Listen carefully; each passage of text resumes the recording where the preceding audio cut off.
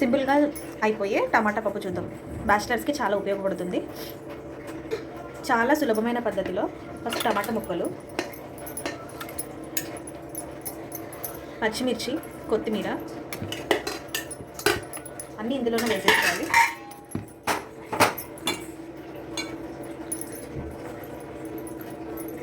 చింతపండు, కొద్దిగా పసుపు,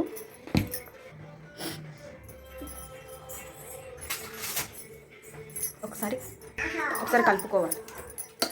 అంతే అంతే మూత పెట్టేసి 3 విజిల్స్ రానివ్వాలి.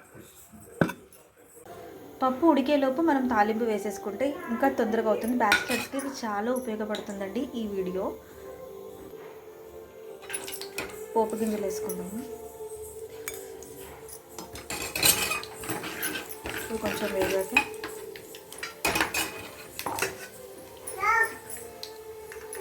ఇందులో కరివేపాకు,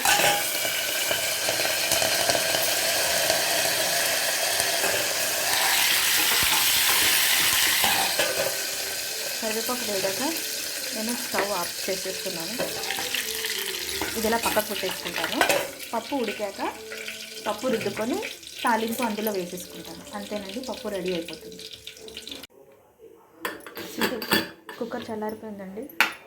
ముందుగా రెడీ చేసి పెట్టుకున్న పోపు, కుక్కర్ చల్లారిపోయింది,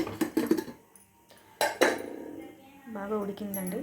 నేను ఇప్పుడు మెదుపుకుంటున్నాను.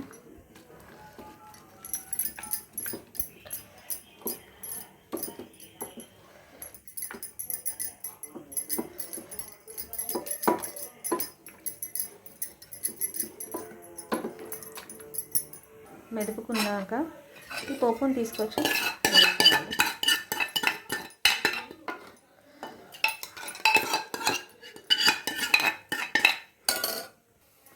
ఇప్పుడు తగినంత ఉప్పు,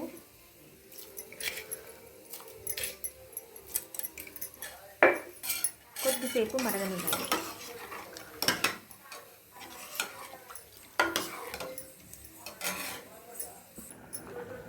కొద్దిగా పప్పు మరుగుతుందండి. ఇలా మరిగాక దించేసుకోవడమే. అంతే అండి, టమాటా పప్పు చాలా ఈజీగా బ్యాచిలర్స్కి చాలా ఉపయోగపడుతుందండి. థ్యాంక్ యూ అండి.